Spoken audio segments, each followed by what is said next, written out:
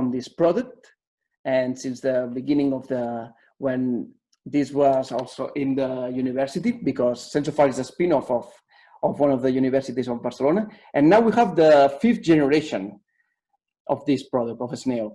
And why it's important, SNEOX, for this kind of applications? Because it has, as you can see here, a motorized stage.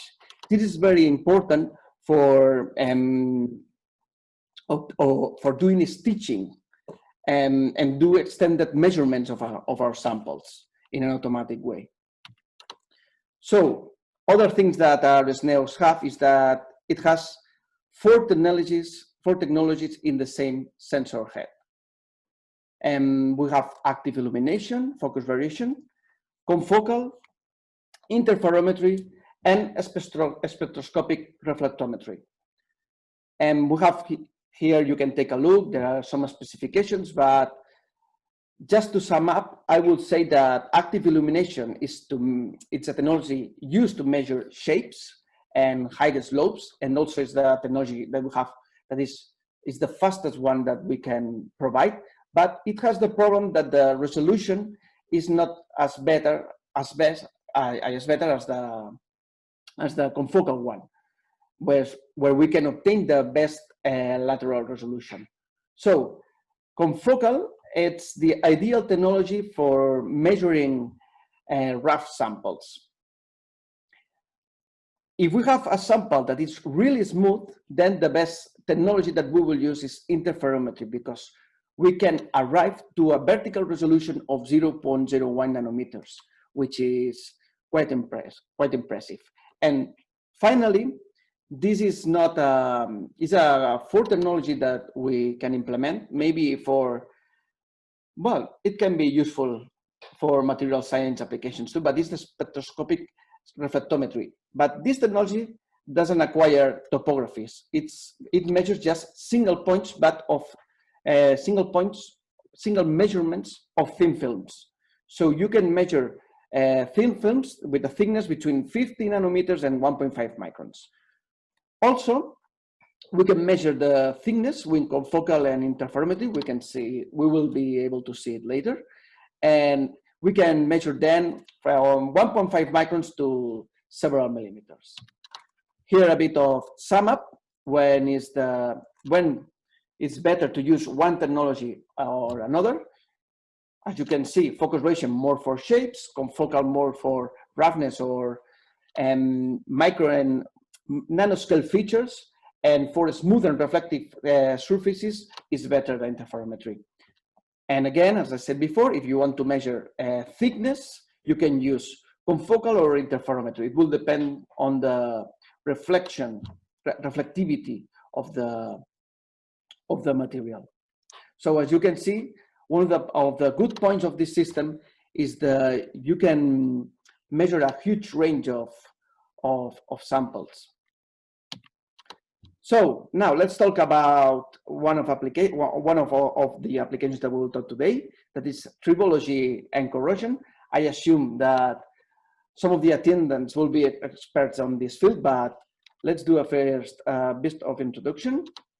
Tribology is the study of interaction of a sliding surface. It's to characterize how it's when two surfaces are applying some friction between one and another, and then you can study the coefficient of friction, the wear, or the lubrication of the surface, maybe applying some coatings or some laser texturing.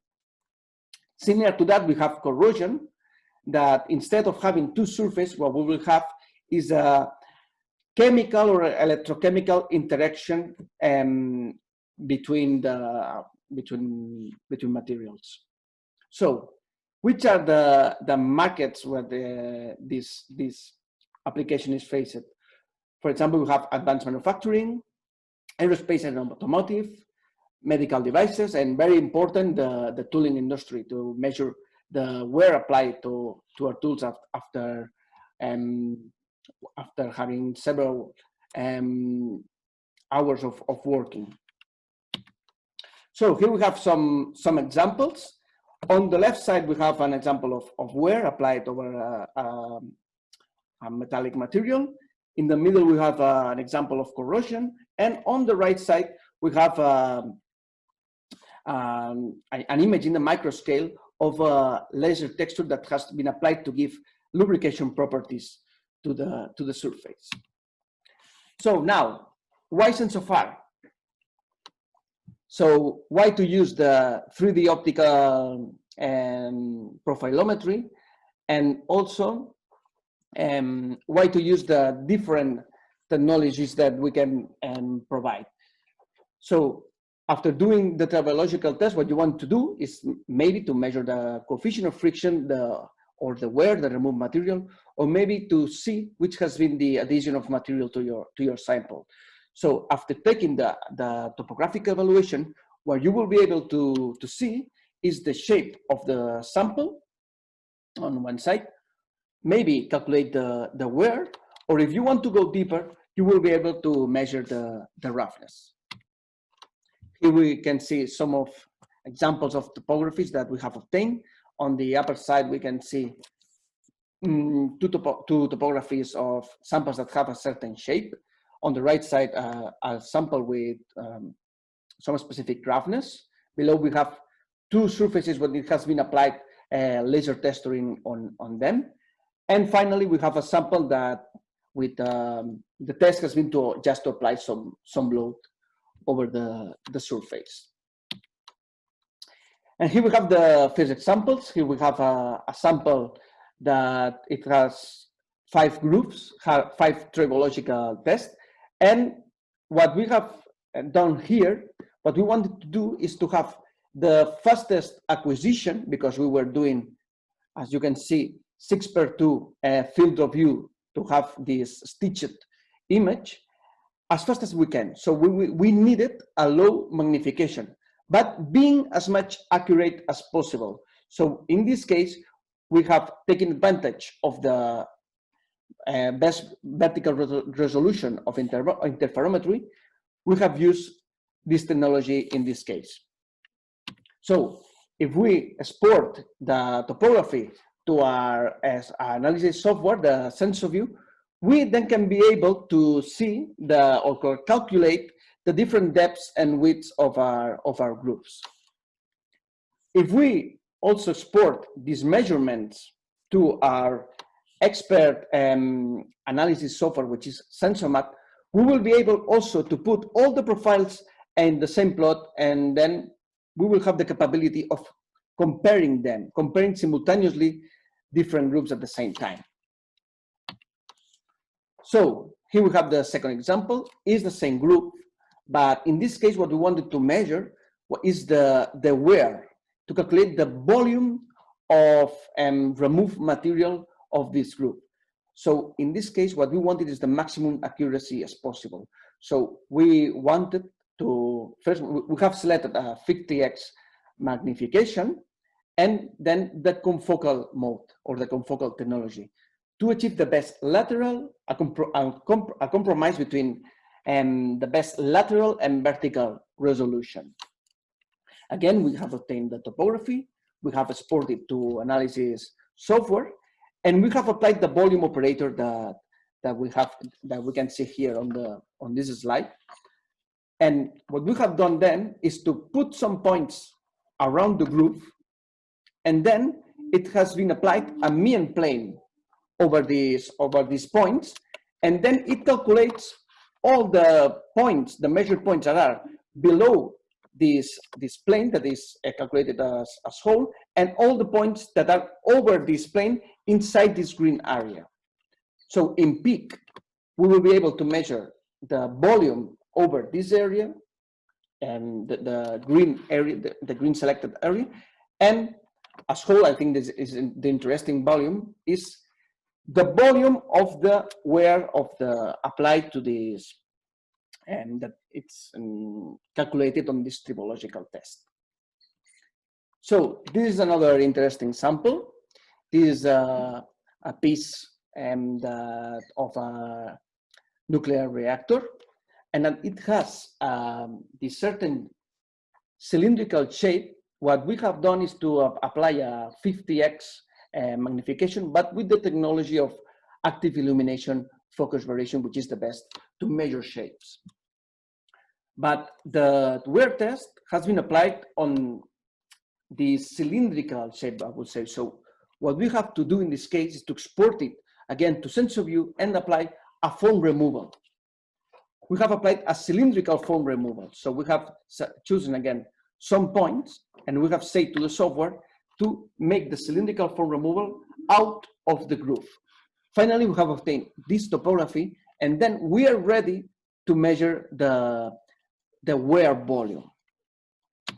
So again, we have applied the same operator as before, and now we are able to measure accurately the volume and just under this plane, this flat plane. So another sample. This is a very rough sample coming from a wafer polishing pad. And again, we have selected 50x magnification with active illumination focus variation. Normally, the roughness, the rough samples we measure with confocal, but in this case, this sample is really, really rough. So we prefer this technology to obtain more data points. So if you want to measure the roughness, you can export again to an analysis software. And we have this automatic operator, which is the ISO 25178, who calculates the ideal filters to check and to analyze the different parameters, the different roughness parameters. It's done automatically, but if you have any requirement of the L filter, the S filter, or L filter, you can also play with the values and change it as depending on your needs. Again, if you have probably you have a stylus and you want to compare the results, we also give the option to have the operator RA ISO 4287 that compares the parameters of RA and RZ and this kind of parameters that are related more to profiles, and instead of calculating of the parameters, the arrow parameters. This is really interesting. This is our automatic analysis software, and it's done for different applications, for example, for tooling, for microelectronics. But in roughness, it's interesting, this plugin, because what we can obtain is a statistical data from two sets of samples, just to compare two sets of different samples. I will explain you. Here we have on the top a window with a set of samples with the similar rough with the similar roughness characteristics, and below we have another group of samples with different roughness characteristics. So we have applied an F filter, an L filter, and an S filter, and we have chosen the parameters that we want to check. When we have pressed analyze, all the parameters that we have chosen has been compared, and then we are able to see which parameters give us are relevant in our sample. It can differentiate the both sets of samples. I will explain. For example, the SDQ in this case that is in green, we can see here the plots that all the different groups are really separated. So it says that this parameter can differentiate these two sets of samples. And on the opposite side, we have other parameters like the SZ, for example, that both groups will be really similar. So it won't give us it's not a differential parameter in this case. So this is very good to obtain your statistical analysis of the different samples, compare them, and try to see which parameters have a value, because sometimes we measure SA, but maybe SA or SZ is not enough to measure the roughness. Finally, we have this example. This is also interesting because with this example, we are able to, I will show you how to measure the wear with another kind of method. In this case, what we have is a ball where it has been applied a wear test over it, and we have obtained first a topography of a ball. Then we have applied a tribological test applying some wear, and we have obtained a second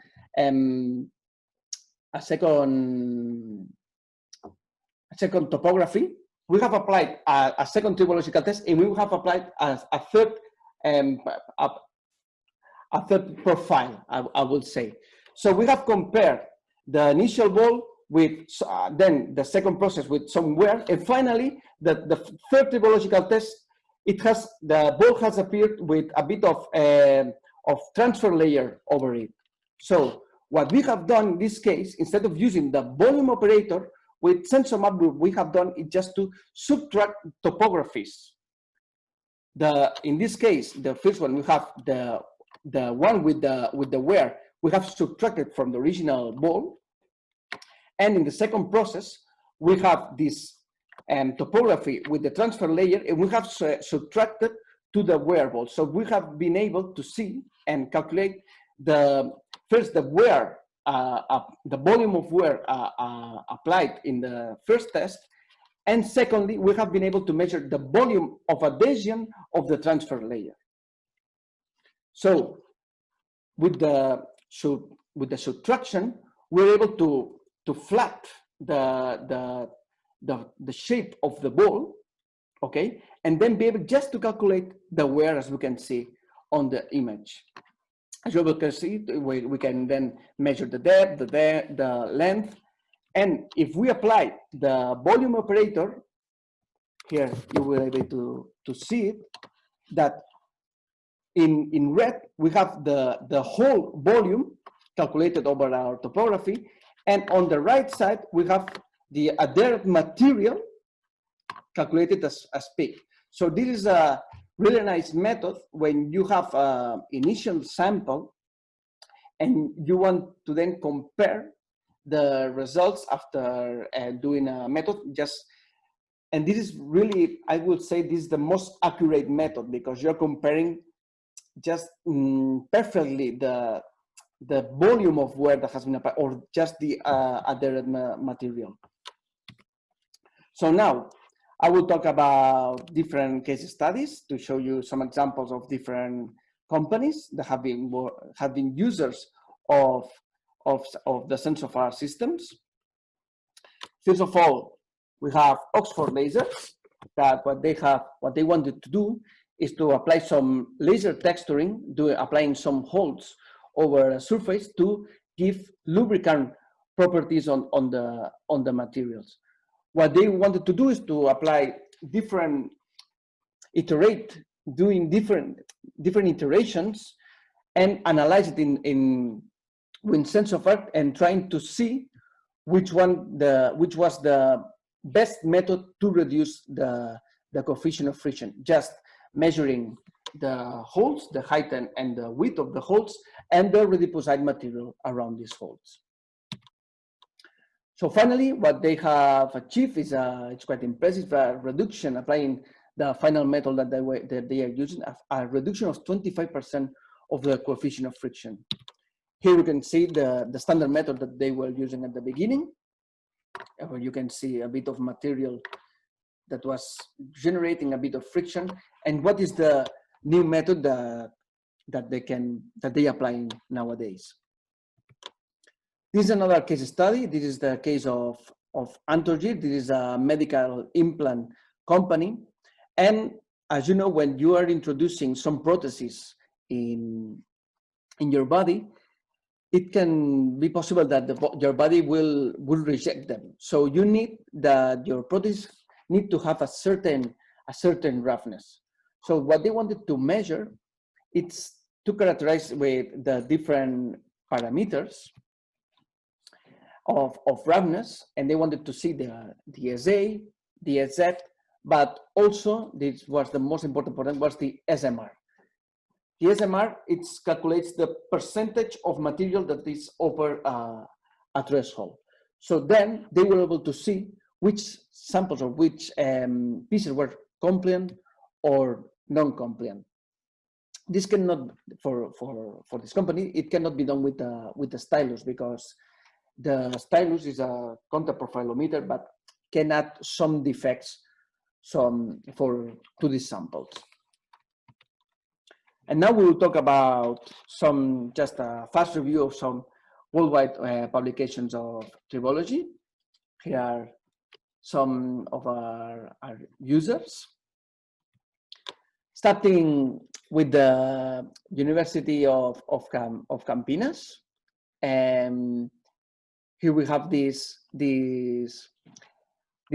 article that was talking about a nickel-based tool, and what they wanted to do is to apply a different velocity and a different load to the tool and see which was the optimal to reduce the wear and the adherent material.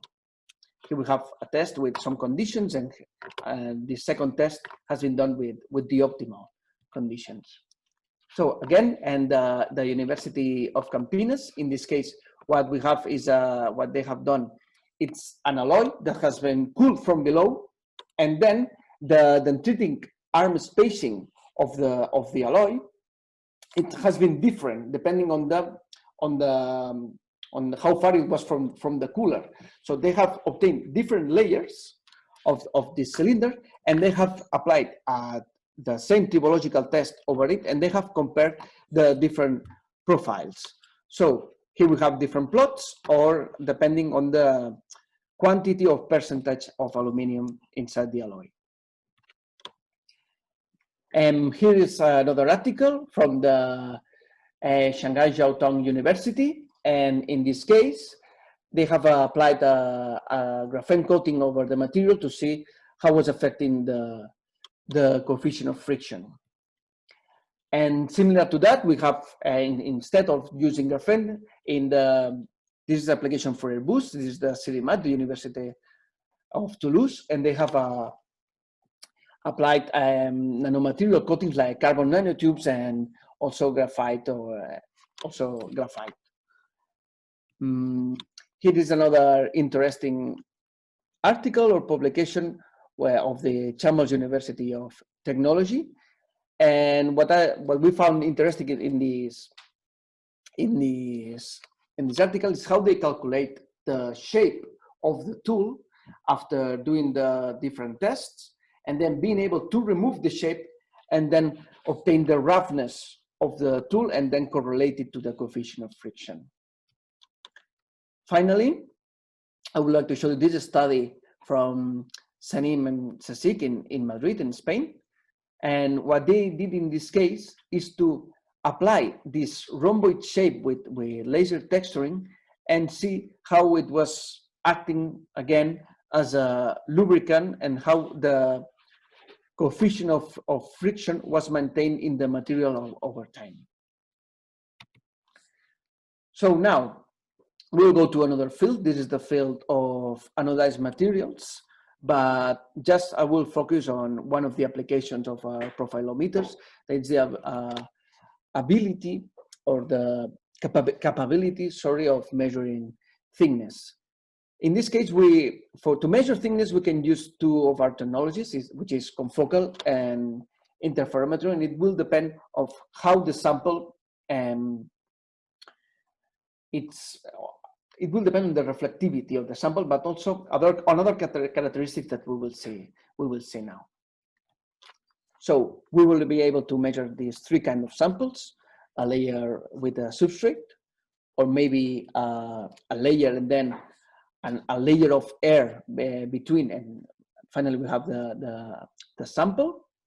Or we can measure some objects that can be embedded in the transparent layer.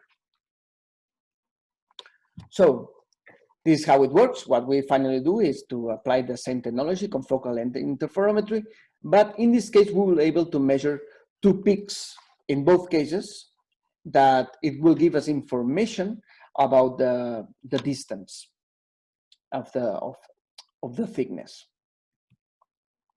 This is important because confocal, as you can see, has a certain range of measurement.